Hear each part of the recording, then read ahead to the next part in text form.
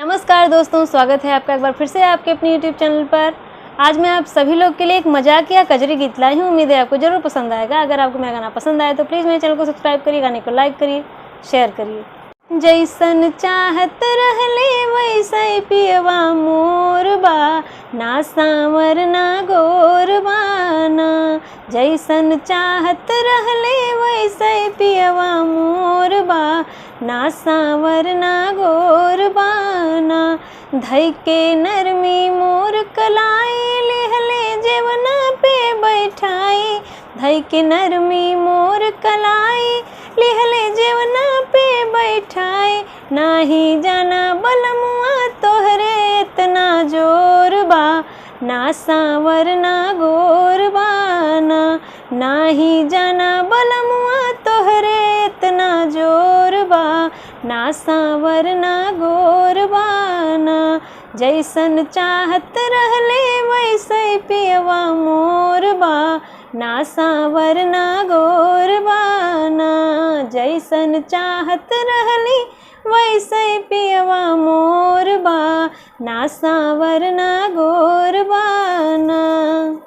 धई के नरमी मोर कलाई, लेहले गेड़ुला पे बैठाई। धई के नरमी मोर कलाई, लेहले गेड़ुला पे बैठाई।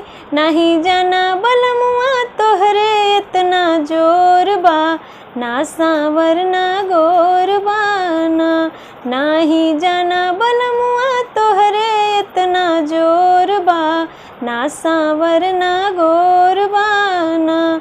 जैसन चाहत रहली वैसे पियवा मोर बा, ना सांवर ना गोर बाना। धई के नरमी मोर कलाई, लेहले बिरवा पे बैठाई। धई के नरमी मोर कलाई, लेहले बिरवा पे बैठाई। नहीं जाना बलमुआ तोहरे इतना जोर बा, ना सांवर ना गोर बाना। नाही जाना बलमुआ तोहरे इतना जोर बा, ना सांवर ना गोर बाना। जैसन चाहत रहली वैसे पियवा मोर बा, ना सांवर ना गोर बाना। जैसन चाहत रहली वैसे पियवा मोर बा, ना सांवर ना गोर बाना। धन्यवाद। अगर आपको मेरा गाना अच्छा लगा हो तो कमेंट में ज़रूर बताइएगा। चैनल को लाइक करिए, सब्सक्राइब करिए, शेयर करिए।